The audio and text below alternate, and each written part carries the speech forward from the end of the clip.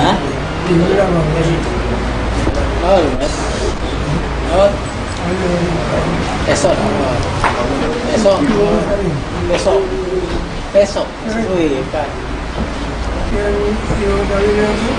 Ngawin dalil lain kali. Besok. Kan lagi.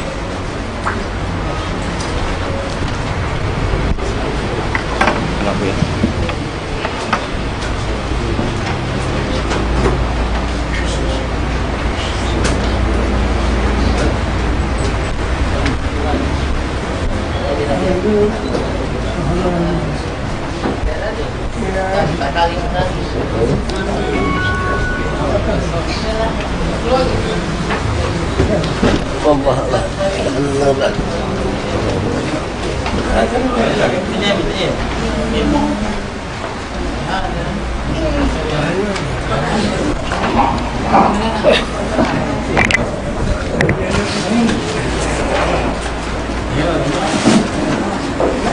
Bismillah.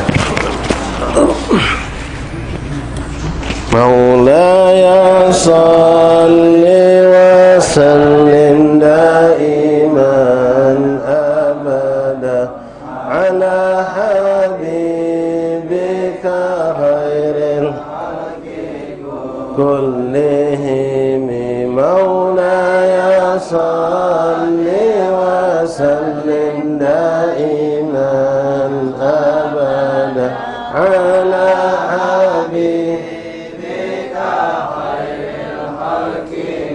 كلهم محمد أشرف الأعراب والعجم. محمد خير من يمشي على محمد معروف في جميع محمد إحسان والكرم لم دائما أبدا على حبيبك خير الخلق كلهم. محمد لله كاتبة. محمد الأقوال والكلم. محمد ميثاق حافظه. محمد أخلاق والشيم. مولاي وسلم دائما أبدا على حبيبك خير الخلق كلهم. محمد بالنور طينته. محمد نورا من الكدام. محمد بالعدل ذو شرف. محمد إنعام والحكم.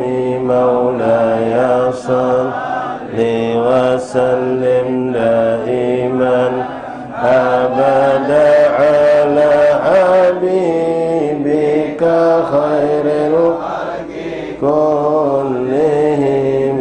محمد خير خلق الله من مضر. محمد رسول الله لهم. محمد حق عدين به. محمد حقا على عالمي. مولاي صل وسلم دائما أبدا على حبيبك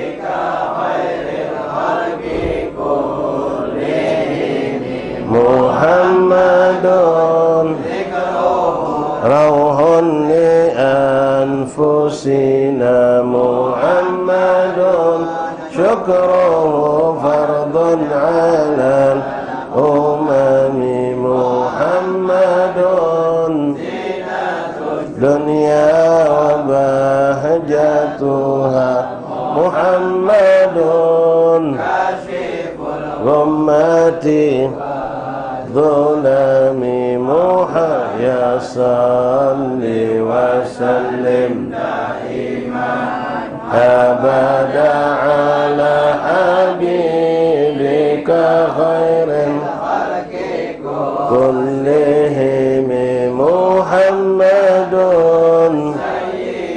طابت مناقبه محمد صواه الرحمن بالنعم محمد بري وغيرته محمد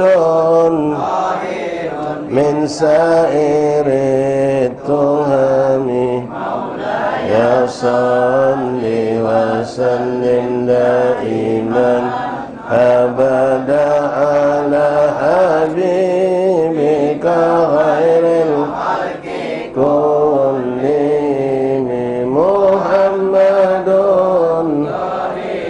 للضيف مكرمه محمد والله لم يضم محمد دنيا ببعثته محمد آيات والحكم مولاي صل وسلم دائما أبدا على حبيبك خير الخلق محمد بعث الناس شافعون محمد هادي ظلام محمد قائم لله ذو إمام محمد خاتم للرسل كل مولاي صل وسلم دائما أبدا على حبيبك خير الخلق كلهم مولاي صل وسلم دائما أبدا على حبيبك خير الخلق كلهم يا رب بالمصطفى بلغ مقاصدنا واغفر لنا ما مضى يا واسع الكرم يا رحم الأمم الفاتحة إلى رسولنا شفينا قرة أعيننا سيدنا رسول الله محمد بن عبد الله صلى الله عليه وسلم أهل البيت وأزواجه ذريته الأنصار وأصحابه وأحباب أجمعين ثم الأرواح كافة أولي أمقر في مشارق الأرض إلى مغربها برها وبرها خصوصا سائر الأمر من الرحمن البقي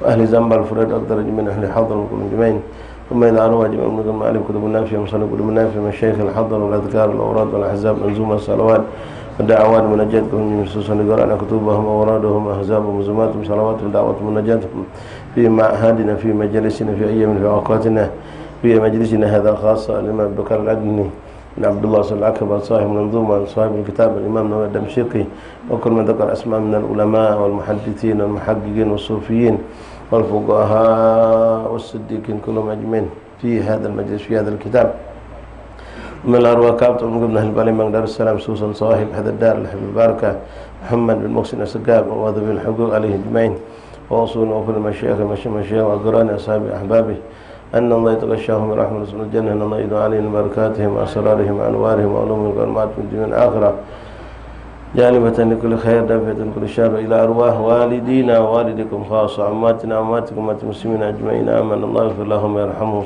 برحمته الله يدخل في قبورهم روح والريحان والبشار العرش والرضوان واجعل قبورهم للجنان رزقنا تقوى من الاستقامة والنصر الخاتم في خير العافية وإلى حضرة النبي. فاتحة. أعوذ بالله من الشيطان الرجيم. بسم الله الرحمن الرحيم. الحمد لله رب العالمين الرحمن الرحيم مالك يوم الدين إياك نعبد وإياك نستعين اهدنا الصراط المستقيم صراط الذين أنعمت عليهم غير المغضوب عليهم ولا الضالين آمين. بسم الله الرحمن الرحيم. الحمد لله رب العالمين اللهم صل وسلم على سيدنا محمد وعلى آل سيدنا محمد. رب اشرح لي صدري ويسر لي أمري واحلل عقدة من لساني يفقهوا قولي. رب زدنا علما ويقينا وارزقنا فهما. سبحانك لا علم لنا إلا ما علمتنا إنك أنت العليم الحكيم. وتب علينا يا رب إنك أنت التواب الرحيم. اغفر لنا وارحمنا وأنت خير الراحمين. وانصرنا على القوم الكافرين برحمتك يا أرحم الراحمين. اللهم هذا منك وبك وإليك ولا حول ولا قوة إلا بك. وصلى الله على سيدنا محمد وآله وصحبه وسلم. الحمد لله رب العالمين.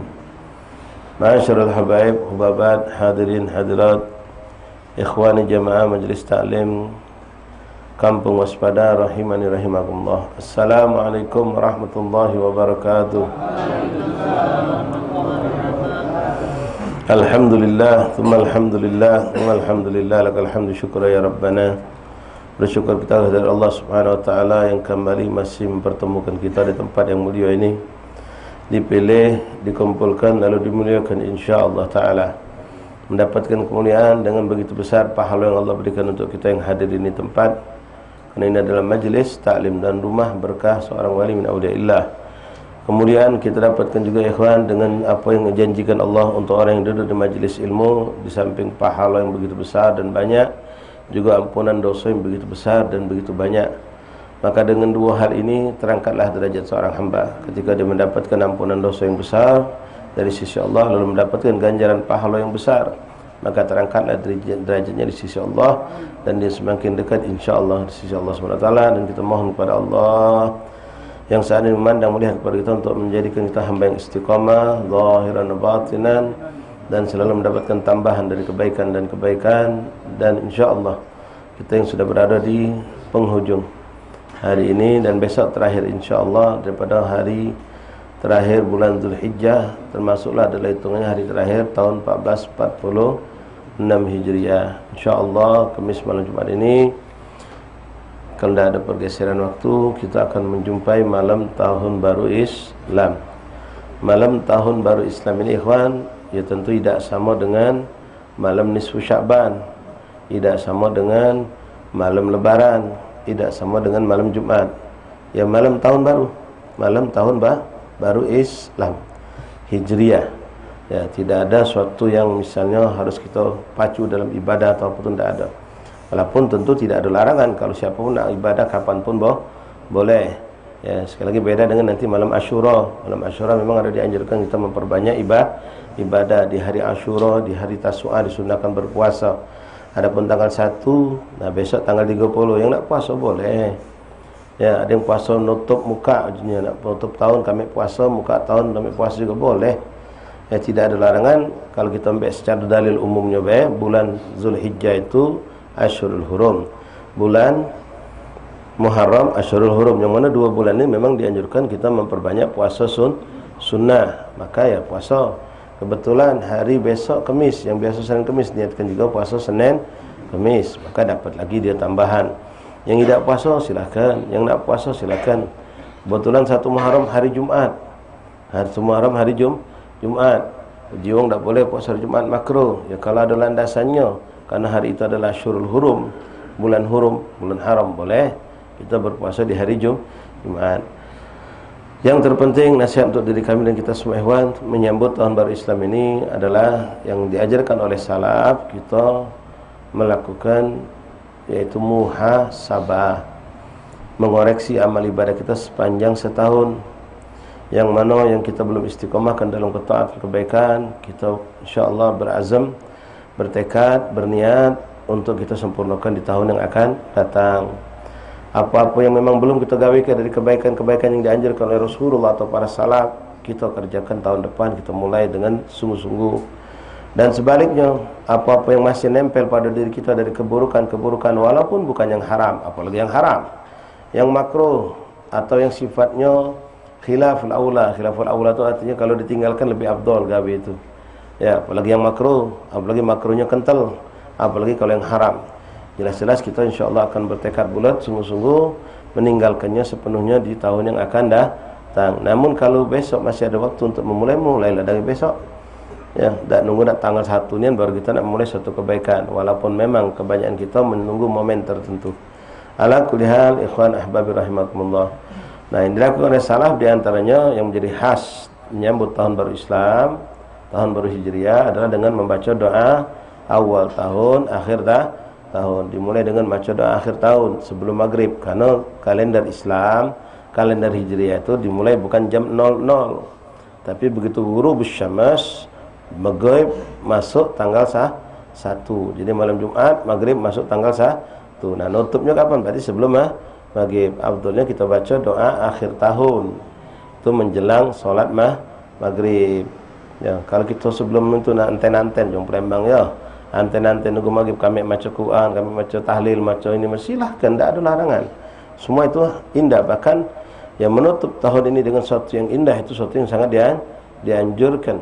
Ya, dengan ibadah, sehingga untuk tahun ini kita mulai dengan ibadah, dan kita mulai pula dengan ibadah. Kalau pacar, ummahat, akhwat, dan kita semua yang laki-laki terutama juga nih, mulai malam Jumat, maghrib kita akan solat berjamaah, isya kita jaga, subuh kita jaga, asar, maghrib, zuhur, asar pun kita akan jaga. Kita jaga nih tanggal 1 hari Jumat. Ya, yang tak pernah baca surah Kahfi, mulailah untuk memulai tahun ini untuk tidak meninggalkan surah Kahfi. Tak baca sekali duduk, memang agak panjang mungkin kesannya, apalagi orang yang belum pernah atau jarang baca itu mungkin agak berat buat dia. Bagi tetap 2, masih berat juga tetap 3, masih berat lagi tetap 4. Ya, baca seperempat sampai tanggal ayat 25, nyambung lagi 20 sampai 50, 50 sampai 75, 75 sampai habis 100 lebih sedikit. Ya, mulai kita istiqomahkan. Dicatat ikhwan, dicatat amal apa yang kita dimulai tahun ini. Ya, mungkin ada salat sunnah yang belum pernah kita kerjakan selama ini, maka kita mulai. Termasuklah yang sering kami sampaikan, tilawatil Quran dan lain-lain daripada amal soleh, amal kebajikan. Kita mulai, kita awali. Kemudian hal-hal yang buruk tadi kita tinggalkan, insya Allah Ta'ala. Yang nak memulai, ya akhwat yang mungkin yang belum bercadar, pengen bercadar, ya, cantik kalau jadikan momen. Ya, momen untuk hijrah, berhijrah. Kita masih punya gawi-gawi buruk, nyimpang, campur baur antara halal dan haram dalam sumber rezeki kita. Cut, stop, tinggalkan yang buruk, tinggalkan yang makruh, tinggalkan yang haram, ambil yang benar-benar murni halal. Nah, kita ngambil momen hijrahnya tadi. Ya, 1 Muharram, tahun hijrah. Walaupun semua kita mungkin sudah tahu kejadian asli hijrah Rasulullah itu bukanlah di 1 Muharram, tapi di bulan Rabiul Awal. Tapi dah apa momen hijrah tadi, tahun hijrah, tahun baru Islam. Hijrah, kita hijrah sesuai dengan apa yang dikatakan Rasulullah dalam hadis, al-muhajir man hajara minas muhajir, orang berhijrah adalah orang yang meninggalkan keburukan. Nah, buruknya tadi mungkin buruk nian, fasik, dia menjadi orang yang tidak fasik. Atau orang itu sudah baik tapi tidak istiqomah dalam beberapa hal, maka dia hijrah untuk menjadi hamba yang istiqomah, baik istiqomah dalam suatu ketaatan ataupun meninggalkan suatu kemaksiatan. Wah, kata dan seterusnya. Ya, tinggal kita kembangkan dewek secara global, secara umumnya seperti itu. Mudah-mudahan insya-Allah sisa hari yang sehari lagi atau sehari setengah ini kita bisa isi dengan sebaik-baiknya insya-Allah taala, dan kita sambut tahun baru Islam ya, dengan membaca doa akhir tahun yang sifatnya di situ adalah minta ampun kepada Allah atas segala dosa dan khilaf yang kita lakukan sepanjang tahun, dan kita memohon penjagaan dari Allah dan penetapan dari Allah untuk segala kebaikan-kebaikan untuk tahun yang akan datang. Itu kita baca di doa awal tahun insya-Allah taala. Sekali lagi, untuk menambahkan ibadah apapun silahkan, walaupun tidak ada anjuran dari salaf lebih dari itu untuk memulai seperti nisfu Sya'ban dengan baca Yasin 3 kali ya, dengan Ihya'ul Lail, menghidupkan malam untuk malam tahun baru itu tidak ada. Tapi sekali lagi tidak ada larangan, apalagi malam tahun baru ini bertepatan malam Jumat. Nah, karena malam Jumatnya itu yang memang dianjurkan kita munajat kepada Allah, menghidupkan malam Jumat dengan ibadah. Wallahu a'lam bishawab. Baik ikhwan hadirin rahimakumullah. Kita lanjutkan pembacaan kitab Al-Adhkar sampai kita kepada hadis Rasulullah SAW di penghujung kitab ini yang dikarang disusun oleh Imam Nawawi Ad-Damsyiki rahimahullah taala. Masuk kepada hadis yang ke-20. Bismillahirrahmanirrahim. Alhamdulillahirabbil alamin. Allahumma shalli wa sallim ala sayyidina Muhammadin wa ala ali sayyidina Muhammad. Qala al-muallif rahimahullah taala wa nafa'ana fil ulumi fid darain amin. Al-Ishrun an Abi Hurairah radhiyallahu ta'ala anhu anna rajulan qala lin Nabi sallallahu alaihi wasallam. Ada seorang laki-laki datang menemui baginda Rasulullah dan berkata kepada Nabi Muhammad, "Ausini, wasiatkanlah untukku wahai Rasulullah."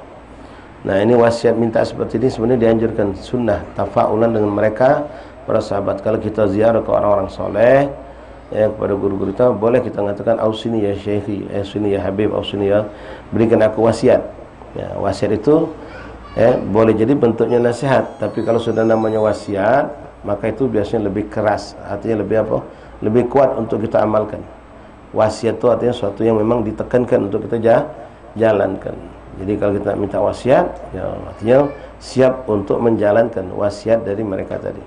Biasanya wasiat itu kalau disampaikan oleh para guru, para ulama, para kiai, para habib itu ya sifatnya nasihat. Ya, ada juga yang sifatnya amalan. Ya, itulah bentuk nasihat yang dikatakan wasiat. Seperti ini sahabat. Sahabat ini berkata kepada baginda Rasulullah SAW, "Ausini, wasiatkanlah untukku, berikanlah aku wasiat wahai Rasulullah." Maka Rasulullah memberikan wasiat bentuknya nasihat dengan satu kalimat, tapi besar maknanya. Sikap perbuatan yang dianjurkan Nabi itu. Apa kata Rasulullah? La taghdab, jangan galak marah. Ya. Rasulullah kadang-kadang memberikan nasihat itu ikhwan, menyesuaikan dengan kondisi orang yang meminta, kondisi orang yang bertanya. Makanya kadang-kadang ketika kita dengar ada hadis, sahabat bertanya, sahabat namanya fulan, tentang ayu amal ahabu ilallah, amalan apa yang paling dicintai Allah. Rasul menjawab A, B, C, 3. Ada orang lain bertanya kepada Rasul tentang pertanyaan yang sama, amalan apa yang paling dicintai Allah? Maka Rasul menjawabkan C, D, E. Beda lagi. Ya. Nah, itu tergantung kondisi wongnya. Ketika yang bertanya itu wong kaya tapi kurang sedekah, maka Nabi mengatakan pertama adalah sedekah. Yang sebut Nabi kayak ya. Kadang-kala ada orang yang kebetulan dia punya wong tua. Yang wong tua ini harus dia perhatikan benar-benar. Maka Rasulullah mengatakan yang paling utama untuk dia sebetulnya dan juga untuk orang lain kebanyakan adalah birrul walidain. Ya. Kadang-kadang kita ngapa hadis ini birrul walidain nomor 1, di situ nomor 2, apa ini sedekah nomor 1, itu nomor 2, di situ jihad nomor 3. Berbeda. Itu kadang-kadang Nabi menjawab tergantung kondisi orang yang bertanya. Nah, seperti orang ini, mungkin orang ini temperamen, emosional, cepat marah. Bagi kita apa? Arus pendek, cepatnya nyetrum. Maka Nabi nasihatnya dengan satu nasihat cuma, ausini la taghdab, jangan galak marah. Kalau sudah marah itu wallahi semuanya akan rusak. Musuhnya penyesalan. Bahkan sampailah kejadian musibah terbesar diawali oleh marah tadi. Apa itu? Perceraian misalnya. Perceraian.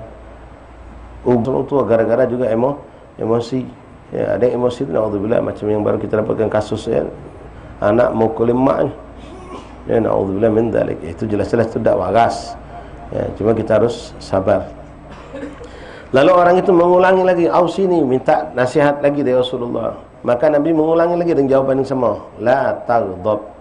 Minta lagi, jawab Nabi dengan atas pertanyaan itu dengan jawaban yang sama, la taghdab, jangan galak marah, jangan galak marah. Jangan galak marah.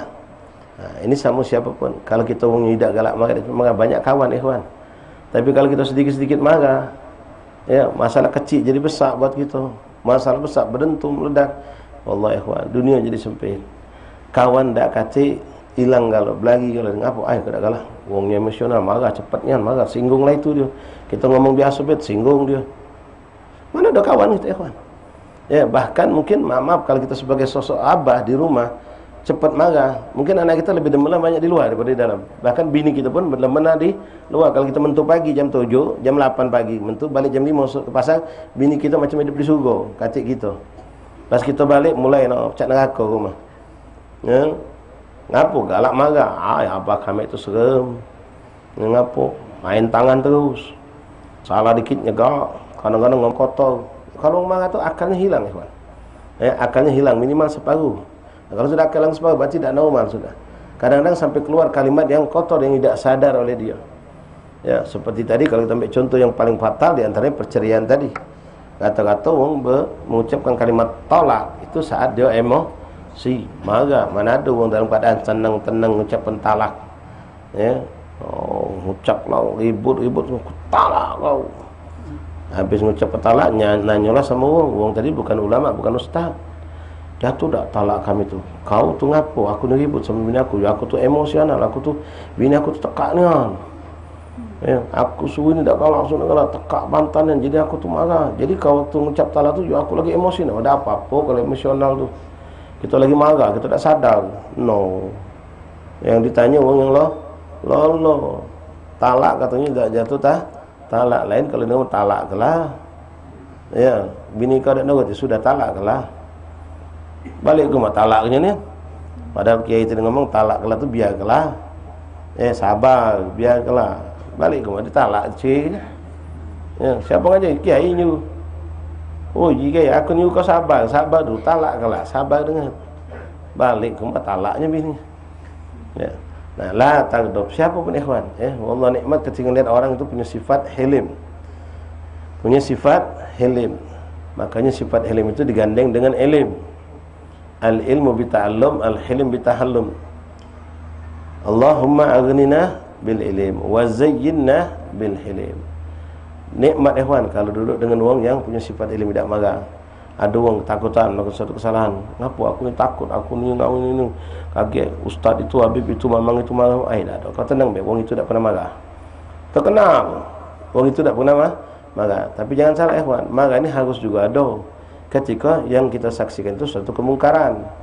Ya, anak kita, bini kita, apalagi yang dilanggar itu syariat Allah. Kalau kita diam, salah. Tidak marah, berarti kita nak udzur dayus. Salah besar, fatal. Lihat ada orang berbuat keburukan, kemaksiatan, berbuat durjana, buat kemungkaran. Diam, tidak ada marah. Wah, itu berarti mati hati kita. Kita wajib marah dalam kondisi saat kita memang diminta untuk marah. Dan marahnya karena Allah. Marahnya karena Allah. Bukan karena kita yang ngasa dipojokkan. Bukan. Karena Allah. Nah, la taghdab, jangan galak marah. Siapapun kalau galak marah, dak banyak wong demen marahinya. Wong takut. Dah galak mugola maaf, minta maaf ikhwan ya. Kiai, ustaz misalnya cepat marah. Sepi majlis mungkin. Ngapo? Yung takut. Galak marah. Kalau marah tu kadang-kadang depan wong ya, tunjuk-tunjuknya segak-segaknya misalnya. Wong lagi. Tak boleh. Contoh kan pernah terjadi ikhwan rahimakumullah. Ada sikap wong. Wong ini memang salah. Budak majlis bertanya sama ustaz tentang satu masalah, tapi dalam kondisi yang tidak tepat. Ustaz lagi capek, habis selesai ngajar, habis semayang, ustaz ni nak nyambung majlis lagi. Ustaz lah duduk pucuk motor, ustaz tunggu dengan ustaz tunggu ustaz. Ngapo? Ustaz boleh nak nanya ustaz? Nah, kau ni aku nak cepet ustaz. Nanya apa kata? Itu nah yang ustaz jelaskan tadi tu aku tidak faham. Kira-kira kalau macam-macam. Nanya yang sudah dijelaskannya tadi. Nanya lagi.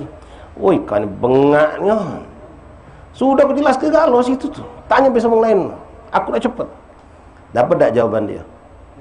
Dapat tak jawaban? Tak dapat. Kata bengak lagi ada. Tanya pun jemaah yang hadir tu lah. Tahu galau. Kau tidur apa kau tu? Majlis tidur be. Aku nak cepet. Tak dapat jawaban. Marah ustaz itu. Ujang bertanya, oh nyesalnya aku nanya tadi. Cobalah tidak nanya aku. Malu ni aku juga orang. Besok ketemu majlis lain, ustaz lain. Sama ni orang tipe memang salah. Nanya tu tak tepat waktu, tak tepat keadaan. Ustaz itu dalam keadaan capek, habis ngajar, habis main nak nyambung majlis lain. Sama cegatnya ustaz. Ustaz. Cak kawan be, tunggu je. Ngapa ustaz? Ustaz, ala ustaz anak nak tanya boleh ustaz. Nak nanya apa? Ini Ustaz, kalau yang macam-macam sudah jelas ke tadi? Sudah macam-macam. Mana Ustaz hukum Ustaz? Oh, alafunya ni anak-anak cepat. Itu sudah nak jelas ke tadi tu? Coba ente tanya bersama jamaah-jamaah. Mungkin insya-Allah banyak yang tahu alafu minta maaf Kalau memang dekat yang jelas ke minggu depan tanya Ustaz. Tidak marah Ustaz ni, lembut. Dapat tak jawaban dia? Senang tak dia? Senang. Oh ya Allah, nyesal aku nganggu Ustaz tadi jadi. Ustaz nak cepat jadi terlambat gara-gara aku. Tapi aku walaupun tak dapat jawaban, senang aku. Ustaz itu senyum, makin ngomong tak maaf pula. Sampai pertama tadi. Marah. Ya salah dia, nanya salah. Bukan tepat waktunya. Hakadha ya ikhwani, la taghdab, jangan galak marah. Hatta budak kecil ikhwan. Kalau inti galak marah, budak kecil jangan berlari. Budak kecil punya kita lagi bercut, lagi main, tengok ada syukuk orang kampung. Beda, bukan disegeni tapi ditakuti. Kalau ditakuti gara-gara galak marah tadi. Kalau disegeni karena hibahnya, wibawanya, kebaikannya, akhlaknya, boleh jadi orang pun akan lari ketika berbuat salah. Tapi bukan karena takut. Ala kulli hal ikhwan. Jadi la taghdab itu nasihat Rasulullah SAW. Namun bukan berarti kita tak boleh marah. Marah itu boleh. Rasulullah murka pernah, bukan tak pernah dalam sejarah hidup Rasulullah SAW. Apalagi kalau ada orang yang menghinakan syariat Allah, apalagi orang mengganggu syariat baginda Rasulullah, tidak diam. Yang tak ada yang berani nyetop murkanya Rasulullah ketika ada orang yang menghina ke Islam atau mengganggu syariat atau menghinakan Allah Subhanahu wa taala. Tapi kalau hak pribadi Nabi sallallahu alaihi wasallam yang diganggu, tak ada satu pun sejarah yang menyatakan Nabi pernah marah. Tapi kalau hak muslim, hak agama Allah yang diganggu, Nabi murka. Jadi murkalah kamu, marahlah kita karena Allah. Kalau tak karena Allah, ya jangan. Seperti kisah juga, mungkin kalau kita boleh angkat kisah Sayyidina Ali bin Abi Thalib karramallahu wajhah, ketika beliau berperang melawan orang kafir. Kafir di hadapan Imam ini pemimpinnya, gagah, hebat, jagoan, terkenal. Subhanallah, dengan kepandaian yang Allah berikan kepada Imam Ali, dengan kemampuan beliau bisa menjatuhkan musuh itu. Plas jatuh, sudah jatuh terkapar, Imam Ali sudah mengangkat pedang. Tinggal endingnya, tinggal tek, mati orang itu. Subhanallah, begitu memang mengangkat pedang, orang kafir yang sudah terkapar ini tinggal nunggu ajal, meludah ke gaya Imam Ali. Meludah ke Imam Ali. Oh, kalau kita niat tadi mungkin kita habis cincang-cincang di orang tu. Nah, pengajang meludah. Begitu dia meludah, Imam Ali mengangkat pedang, terus meludah. Turun pedang Imam Ali. Berbalik, tinggalkannya dia hidup orang itu. Subhanallah. Tinggalkannya hidup. Kalau kita sangat emosi luar biasa, ngamuk, kita bakal bunuh habis-habisnya itu mungkin orang meludah pula. Ternyata tidak. Nah, ada beberapa sahabat memperhatikan kejadian itu. Selesai berperang, mereka bertanya kepada Imam Ali bin Abi Thalib, "Ya Ali, ngapa tidak kau laju kau tadi? Bahkan kau juga dia menghina kau dengan meludah ke muka kau." Nah, apa Imam Ali? Allah, aku tadi berperang benar-benar karena Allah. Aku sudah jatuhkan itu musuh, dan aku sudah hendak membunuhnya karena Allah. Tapi begitu dia meludah ke muka aku, muncul emosi dari diri aku yang asal dihina. Nah, saat itulah aku diingatkan Allah. Saat itu aku hendak membunuhnya, bercampur hawa nafsu, murka tadi, ammar bisu, marah itu. Jadi aku takut aku membunuh bukan karena Allah, tapi karena aku ngerasa dihinakan dengan diludai. Jadi aku tinggalkan hidup-hidup. Aku tak pengen pedang Zulfikar yang diberikan Rasulullah terkena darah yang bukan karena Allah Subhanahu wa ta'ala. Sallu ala Nabi. Hakada, mereka sahabat didikan baginda Rasulullah SAW. La ilaha illallah Muhammadur Rasulullah SAW. Lanjut ikhwan rahimakumullah. Wal hadi 20 yang ke-21. An Abi Tha'labah Al-Khashani radhiyallahu anhu an Rasulillah sallallahu alaihi wasallam qala inna Allah azza wa jalla farada al-fara'id fala tudayyi'uha wa hadda hududan fala ta'taduha wa harrama asya' fala tantahikuha wa sakata an asya' rahmatan lakum ghayra nisyanin fala tabhathu anha. Ruwaina fi Sunan Darqutni bi isnadin hasan. Dari Abi Tha'labah Al-Khashani radhiyallahu anhu berkata, beliau mendapatkan hadis dari Rasulullah SAW. Rasul berkata, innallaha azza wa jalla farada fara'ida fala tudayyi'uha. Allah telah membuat hukum buat kita, ikhwan. Ada perkara yang hukumnya wajib, ada perkara yang hukumnya sunnah, ada yang perkara hukumnya haram, ada yang hukumnya mubah, ada yang makruh. Nah, apa yang sudah Allah tetapkan hukumnya wajib, jangan pernah kita melalaikannya.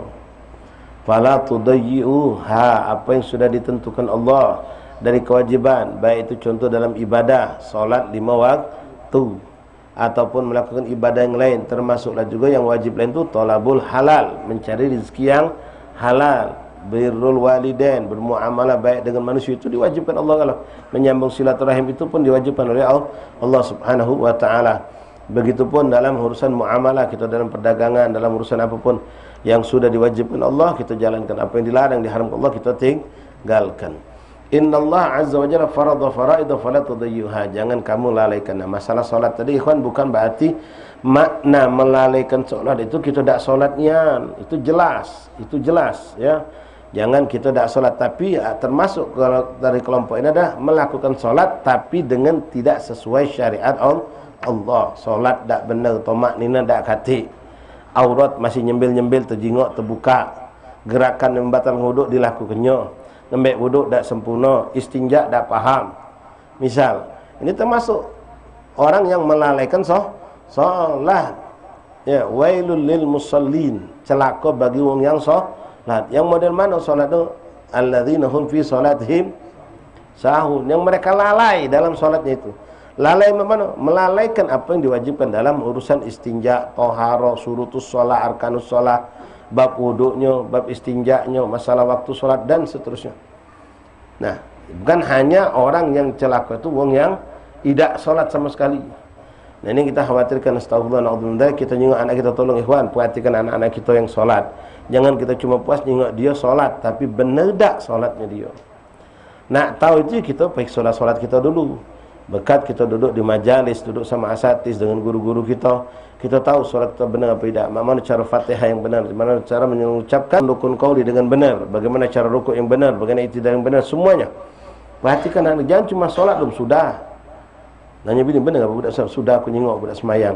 Nyingok praktek tapi pernah tak kita, entah diri kita dewek atau kita datang ke guru atau bawa anak kita ngadap guru, minta dengarkan Fatihahnya benar tak, takbiratul ihram benar tak, tahiyatnya benar tak, ucapan salam benar, yang rukun-rukun, kemudian tambahkan yang sunnah-sunnah, cara wuduknya benar apa tidak. Boleh jadi dia solat tapi wuduk tak sempurna. Kalau wuduk tak sempurna, tidak sah solatnya. Itu termasuk dhayyuha, melalaikan juga. Ya, atau membiarkan solat itu terlambat walaupun tak sampai keluar waktu, jangan dibiasakan. Ya, jangan dibiasakan. Macam kemarin kita ada beberapa acara-acara besar. Nah, kadang-kadang gara-gara acara itu sampai melalaikan solat, dalam makna bukan ninggalkannya, cuma solat di ujung waktu. Solat di ujung waktu. Tempat kita ni jauh, misal lebih acara di Pegayut sana. Ya, jangan habis asal jam 4 baru selesai. Jam 3 sudah berusaha untuk selesai. Kenapa? Uang balik ke Palembang, ketemu macet, bla bla, jam 4 baru selesai, setengah 5. Boleh maaf, uang betina, panjang cerita. Dan kalau dia nak solat, tidak segampang kita orang lanang. Kita orang lanang dah repot. Nak solat, mana tempat wuduk? Ambil wuduk, kata-kata kita nutup aurat sudah. Rapi, solat juga dah repot. Betina tu maaf, ada yang punya keputihan, harus dibersihkan. Ya, ada yang tak mengkenal, bajunya pendek, segala macam lah. Walaupun dia nutup aurat, ya, repot dia. Maka ini waktu. Jangan sampai kaget jam 4, setengah 5 baru bubar. Kapan nak semayangnya? Ada yang memang Masya Allah, biarlah kita semayang dulu, jangan dulu, jangan balik dulu, semayang dulu kita. Macam zaman dulu diubat macam itu juga, jauh dulu. Semayang dulu, baru balik. Tak salah repot, nak ngepotin 4 uang, tak lemak nganggu uang. Takoan. Tahu sudah bakal macet di jalan. Akhirnya gaduk sampai ke rumah, beduk maghrib, semayang asar belum. Nah, dia kan macam kita ni sering juga acara-acara hall kita kemarin nganten ke, ya. Jangan sampai selesai ceramah jam 1 lewat. Belum semayang, belum makan. Kadang-kadang tak pakai semayang berjamaah. Misal, tak pakai semayang, selesai ceramah jam 1. Makan kata kutuk setengah 2, makin agak pengantin pula jam 2. Kalau yang musafir, nak kata cerita, pacak jamaah tahir kita yang bukan musafir ini. Apalagi maaf, panitia hall, panitia maulid, panitia yang jadi anggota yang sahibul bait ini. Kadang-kadang ngurusi tamu, ngurusi apa? Jam 3 lewat sepapat, 4 jam lagi adzan, baru teringat belum sembahyang dohol. Hati. Itu termasuk tudhiyah. Ya, melalaikan walaupun tidak meninggalkan solatnya. Jadi nak hati-hati ya dalam hal seperti ini. Jangan sampai kita tidak memperhatikan solat dengan baik. Artinya lakukanlah yang sewajib itu dengan sempurna. Innallaha yuhibbu ahadakum idza amila amalan atqanaha. Allah itu mencintai seorang di antara kalian kalau melakukan sesuatu dengan sempurna. Wa hakadha. Kemudian wa hadda hududan fala ta'taduha. Allah memberikan batasan-batasan dalam hukum syariat. Ini boleh, ini tak boleh, ini boleh, ini tak boleh. Jangan diterobos yang tak boleh itu. Yang boleh, kalau yang tak boleh, jangan nyai-nyai jalan biar dikata keboleh. Ini kadang-kadang ada orang juga rajin nanya ustaz, rajin nanya ustazah, bukan rajin tu bukan butuh aus ilmu, cuma mencari celah mana kalau biar ada ustaz ngata keboleh. Kalau biar ada pendapat yang ngatakan tak apa, ngapo ini sayang kalau kita nak ambil ini untungnya besar. Tapi kata orang tak boleh hukumnya. Kalau biar ada ustaz ngata keboleh. Yang sudah tak boleh sudah, tak boleh. Jangan dicoba, jangan dicari-cari salahnya. Wahadda hududan, Allah telah menentukan batasan-batasan, fala ta'taduha, jangan diterobos, minta maaf. Ini banyak dalam syariat Islam ni.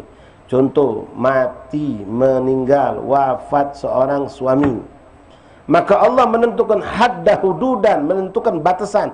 Perempuan yang suaminya meninggal, duduk manis di rumah, jangan keluar. 4 bulan 10 hari. Apa namanya itu? Iddah. Iddah ini bukan syariat habaib, syariat Al-Quran, syariat Islam yang harus dijalankan. Ini laki meninggal, belum 4 bulan 10 hari, baru berapa yang lalu, gara-gara besannya ada kantenan, mentu tak lemak sama besan kalau dah hadir. Tidak. Tak lemak sama besan, kita bawa ihsan sama Allah. Kita akan diadab. Laki kita yang tersiksa di kuburan. Ini hadda hududan, ada batasannya. Ada batasan yang jangan diterobos. Kapan boleh puasa, kapan tak boleh puasa, jangan kita sekendak kita. Kapan boleh menjamak solat, kapan tak boleh menjamak solat, jangan kita terobos. Ya, Allah sudah tunjuk batasan. Lampu merah tu benar. Sudah ada batasnya. Kalau lampu merah stop. Lampu kuning siap-siap untuk stop. Lampu hijau jalan. Lampu merah sudah, inti terobos, ya sudah, sisip inti nombor atau ditumbur. Ada pasti suatu sebab, ada akibat, keburukan akan muncul. Obat ada takarannya. Uji doktor, makan yang ini setengah 3 kali sehari, inti makan sikok. Overdosis uji bang. Ya. Apa yang terjadi? Yang tadinya pengen pacak tidur, jadi tak pacak tidur malah. Ya, melek mata terus, melotot terus. Nyari obat tidur akhirnya. Tadinya pengen biar pacak tidur. Obat berlebih, apapun berlebih. Yang sudah dibatasi jangan diterobos. Hukum manusia seperti itu, apalagi hukum Allah. Dan setiap hukum Allah itu ada hikmahnya, walaupun kadang tak nyampe di akal manusia. Walaupun tak nyampe di akal kita. Apa yang dibolehkan jalankan, yang tak boleh jangan kita langgar, jangan diterobos. Wa hadda hududan fala ta'taduha. Ya, banyak sekali masalah mahramnya, kita harus paham. Siapa yang mahram, siapa yang boleh salaman sama kita, siapa yang boleh tidak salaman. Semua ditentukan oleh Allah Subhanahu wa taala. Jangan dilarang, jangan dilanggar. Jangan dilanggar. Semayang boleh tak? Semayang dilanggar boleh tak? Tak boleh. Orang semayang. Ya, tak boleh dilanggar, biarkan. La ilaha illallah. Inna Allah azza wa jalla hadda hududan fala ta'taduha wa harrama asya' fala tantahikuha, dan telah mengharamkan suatu perkara, jangan kamu rusak, jangan kamu robek, jangan kamu terobos apa yang sudah diharamkan oleh Allah. Yang sudah haram, jangan tapi kadang-kadang. Nanya sama kiai-kiai, kalau kita minjem ke duit kiai, ada orang nak minjem, nak beli kulkas, butuh duit 1,5 juta, minjem sama kita, boleh tak kita minta tambahan? Oh jangan, haram, sudah jelas. Nah kau salah tanya aku ni jadi. Tapi kiai kan wajar baik, makin akal dia. kita kan nolong dia. Jadi dia sebagai tanda terima kasih tunjuk kita hadiah lebih. Nah, kalau hadiah tu omongannya hadiah akad lebihnya tu. Tapi itu tak boleh diucapkan di awal. Tak boleh disebutkan aku minjam 15 nak beli kulkas, kaget kalau sudah selesai dia tunjuk hadiah kau. Sama baik itu riba juga. Lah dia agang-agangnya dengan nak nunjuk hadiah tadi, walaupun judulnya hadiah bukan nak nambah duit. Sama baik. Kalau hadiah ni tu tidak disebutkan di akad, tak disebutkan di awal. Jalan ni 15 balik 15 sudah selesai, alhamdulillah selesai anda punya hutang, lah anda selesaikan. Nah ini hadiah buat inti. Setelahnya tidak dia omongkan di awal, kan memang awal sama baik dia agangin dengan itu. Wong yang tak ada minjem, jadi minjem apa kalau tak dapat hadiah? Ya bunga itu hadiah. Ya. Apa yang sudah diharamkan Allah haram, tak usah.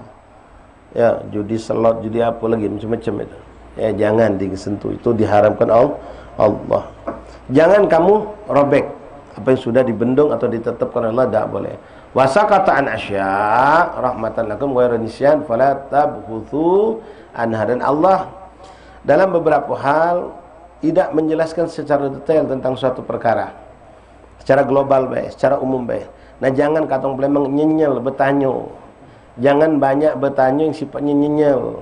Kita begunya kalau nyenyel tu, kita bego punya nyenyel. Contohnya apa yang terjadi di Bani Israel. Kalau antum buka surah Al-Baqarah itu, kalau bangsa orang-orang itu setelah mereka itu pengen mencari tahu siapa yang membunuh seorang itu, seorang terbunuh. Lalu dua gobilah ribut, hampir berperang, dua kelompok suku yang besar. Yang terbunuh tadi menuduh kelompok suku ini yang membunuh. Suku ini ngerasa kami tidak membunuh. Ribut, hampir perang. Akhirnya Nabi Allah Musa diminta untuk menengahi. Coba kau tanya kepada Tuhanmu Allah. Lalu Allah nyuruh sembelih sapi. Allah buka jalan dengan cara apa? Sembelih sapi. Langsung Bani Israel ada banyak nyenyel, langsung sapi nak sapi apa pun sembelih, selesai cerita. Karena memang mereka pengen lari dari tuntutan. Pertama dia menghina, benar Musa, jangan kau ngoyok-ngoyok kami. Madai ini urusan ini orang meninggal, ngapa nak nyembelih sapi? Ayo madai aku nak memperolok kamu, inilah perintah Allah. Sudah tahu, sudah yakin, sudah perintah Allah, lakukan, selesai. Masih nyinjil, sapinya cak mana? Nah, nanya lagi, sapi itu sapinya jenisnya macam ini, agak macam ini, mulai bingung dia. Sudah dapat model macam ini, nanya lagi, warnanya apa? Nanya lagi, sudah jawab, dapat lagi, nanya lagi, nyanyel. Akhirnya sampai tak dapat sapi yang diperintahkan Allah itu. Karena banyak gino nyanyo. Ya, kiai boleh minta amalan? Oh boleh, ya sudah, ente banyak maco alam nasroh, insyaallah lapang dado. Banyak tu berapa lah kiai? No, kiai lah ngomong banyak sudah banyak. Ya tak perlu nak nanya. Maaf kiai, maksud banyak tu berapa kiai? Kiai lagi hati tak nyaman, lagi gunyam, makin nanya. Ya sudah 11.000. 11.000. Mana itu kiai? Nah, ya kau kan nanya berapa, aku jawablah salah pula je kiai. Kalau sudah mau banyak, sudah banyak kerjakan. Ya, semayang kaget, solat duha, solat apa, habis Fatihah baca surat, basing surat apa. Kiai, kalau alam nasrah boleh tak? Tak. Ini ke hati. Kiai lah ngomong, basing surat apa? Makin alam nasrah boleh tak? Wadduha boleh tak? Wattin boleh tak? Kan sudah ngomong ke tadi itu.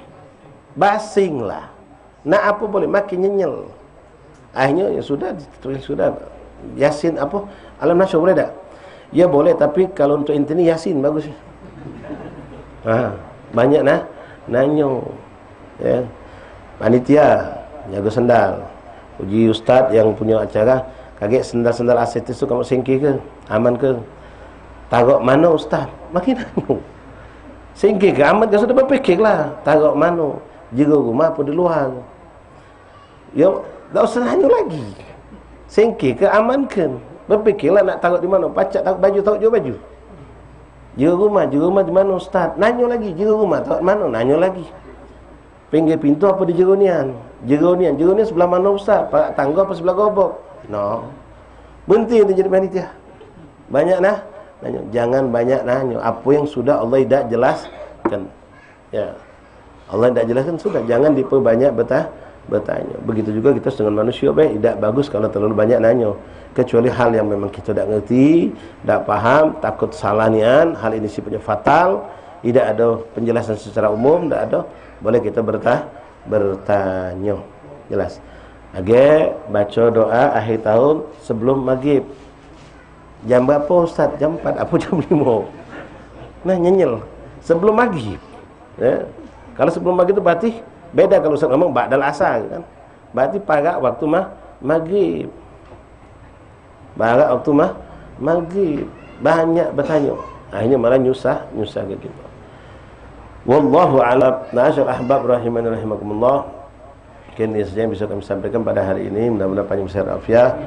Kita dipertemukan Allah pada tahun yang akan datang, dalam keadaan lebih semangat, lebih baik keadaan kita dalam menghadiri majlis-majlis ilmu insyaallah taala. Dan malam hari ini majlis di Sairus Salikin insyaallah diadakan seperti biasa. Wallahu a'lam bis-shawab. La ilaha illallah Muhammadur Rasulullah sallallahu alaihi wasallam.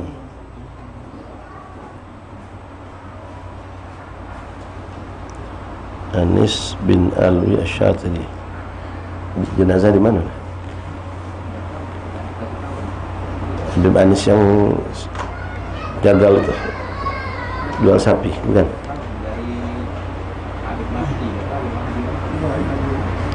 Anis satu ya itu sih kok terakhir satu ini. Terima kuliah. Ya Allah, ya Allah. Untuk malam Sabtu ini majelis ya. Itu kalau memang ada nanti dikabarkan, mungkin tak maaf kami belum bisa memastikan sekarang. Memang jadwalnya 2 minggu sekali malam Sabtu ini majelis Malim Nang sama MTRI ya. Kalau memang ada kabar ya nanti tolong saling sampai ya, ada majelis atau tidak ada majelis. Untuk sementara ini tidak kata majelis ya, kalau memang ada nanti dikabarkan dan tolong saling sampai insyaallah taala. Wallahu a'lam bis-shawab. Bismillahirrahmanirrahim. Alhamdulillahi rabbil alamin. Allahumma salli wa sallim ala sayyidina Muhammadin wa ala ali sayyidina Muhammad. Ya Rabbana tarafna bi annana tarafna wa annana asrafna ala nadha علينا توبة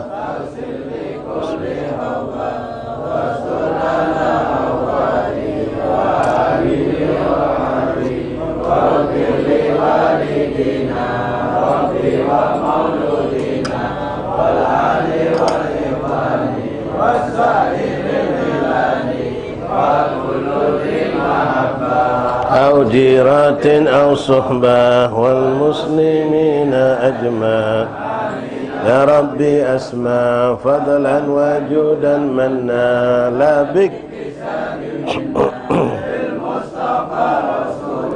نهضى بكل سني صلى وسلم ربي وآله وصحبه عدادة صحبه والحمد لله في البدء والتناهي. الفاتحة بالقبول الرسول إلى حضرة الرسول حبيبة رسولنا محمد صلى الله عليه وسلم الفتوح والمنه ورسول صالح الجسر وتبات النسوه ما إلى أرواح والدينا ولكم خاصة عامة أمتكم مسلمين عامة خصوصا سيد الألوي حبيب أنس بن الألوي الشاطري. إن الله يغفر لهم ويرحمهم من رحمته. أن الله يدخل في قبورهم ويحسن وفارق كربنا وحمنا وغمنا. الله يبارك لك من الساعات والأيام من هذا السنة بلا جعله أحسن أجمل من قد مضى ولا نتي الشفاء من كل داء ولم نصوصا من أوصانا بالشفاء من إخوان وصف بن أحمد بن علي بن عبد الله بن حميد بن نهب بن مرافق بن علي بن حميد الشيخ نصر بن الشيخ سالم وكل من أوصل وشفاء الله يشفين شفاء عاجلا شفاء نسكون ولا عالم التي صالحة جالبة لكل خير دافعة لكل شر لنا ولكم جميع المسلمين وإلى حضرة النبي. فاتحة. أعوذ بالله من الشيطان الرجيم. بسم الله الرحمن الرحيم. الحمد لله رب العالمين الرحمن الرحيم مالك يوم الدين إياك نعبد وإياك نستعين اهدنا الصراط المستقيم صراط الذين أنعمت عليهم غير المغضوب عليهم ولا الضالين آمين. ربنا تقبل منا انك انت العليم نمسك على ما انك تواب رحيم. آمين. Taqabbal Allah minkum. Menyampaikan satu berita duka cita, walaupun berita pemberian ini belum begitu lengkap, tapi kami sampaikan saja telah wafat meninggal dunia Sayyid Al-Habib Anis bin Alwi Asy-Syatiri. Adapun posisi jenazah sekarang ini di mana dan kapan diserahkan, insyaallah kabar menyusul. Jika memang sudah ada kabar yang akurat yang bisa dipercaya, kita saling menyampaikan insyaallah.